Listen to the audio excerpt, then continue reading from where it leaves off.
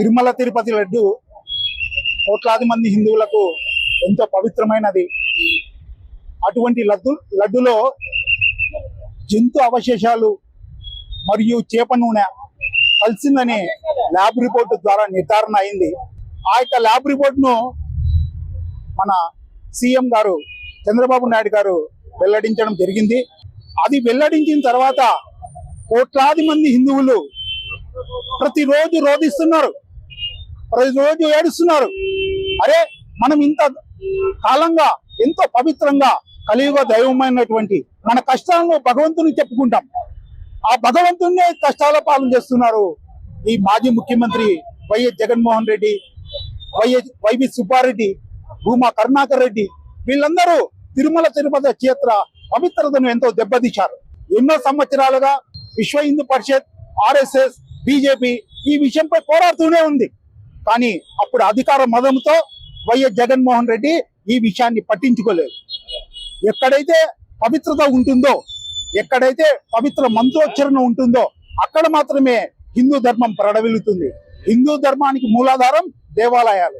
ఆ దేవాలయాలను రక్షించుకుంటేనే హిందూ ధర్మం మనం భావి భారత పౌరులకు మనం అందజేయగలిగిన వాడం అవుతాం. మన పూర్వీకులు 800 సంవత్సరాలు మొఘలులు, 200 సంవత్సరాలు బ్రిటిష్ వాళ్ళు చంపిన, మనల్ని కత్తులతో కోసిన, మన యొక్క ఆడపడుచులను రేప్ చేసినా కూడా ఇవాళ మనం అందరం హిందువులుగా ఉన్నామంటే వాళ్ళ యొక్క ధర్మనిష్టనే.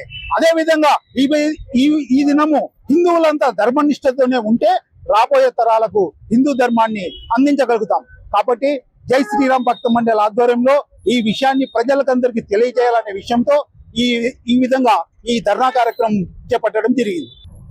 ఆంధ్రప్రదేశ్ రాష్ట్ర ముఖ్యమంత్రి గారు గత 4 రోజుల క్రితం ఒక ప్రకటన చేయడం జరిగింది. ప్రపంచ వ్యాప్తంగా ఆధ్యాత్మిక ప్రపంచానికి గురువుల నుండి శ్రీ వెంకటేశ్వర స్వామి యొక్క ప్రసాదంలో కల్తీ నెయ్యి సరఫరా అవుతుందని ఆయన స్వయాన ముఖ్యమంత్రి గారు ప్రకటించడం జరిగింది. ఈ యొక్క విషయాన్ని 2019 నుంచి 2024 వరకు హిందూ సంఘాలన్నీ కూడా నెత్తినోరు మొత్తుకున్నా కూడా ఆ రోజు అధికార మదంతో, అధికార గర్వంతో అధికార పార్టీ నాయకులు హిందూ సంఘాలు చేసినటువంటి యొక్క వినతులను పెడచెవిన పెట్టి శ్రీవారి ప్రసాదంలో అక్రమ కల్తీ నెయ్యిని కలపడం జరిగింది.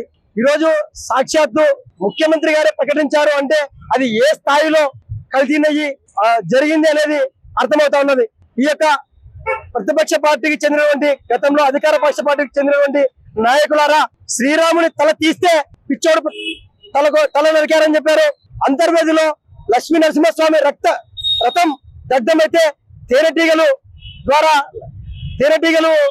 తేనె తీసుకోవడానికి వెళ్ళినప్పుడు పైనుంచి కింద పడి సాక్షికుడే కాలిపోయిందని చెప్పారు. మీ యొక్క అధికార గర్వం కారణంగానే హిందూ దేవీ దేవతల యొక్క భక్తుల మనోభావాలను దెబ్బతీసి ఈరోజు మీరు 11 నెంబరు సంఖ్యకు దిగొచ్చారు. ఈ యొక్క తిరుమల తిరుపతి ప్రసాదంలో కలిపినటువంటి యొక్క కల్తీ నెయ్యి యొక్క వివాదం మిమ్మల్ని ఏ స్థాయికి తీసుకుంటుందంటే రేపొద్దున మీరు సింగిల్ డిజిట్ కూడా రాలేరు అని ఈరోజు హిందువుల తరపున, హిందువుల పక్షాన మేము మీకు హెచ్చరిస్తా ఉన్నాం.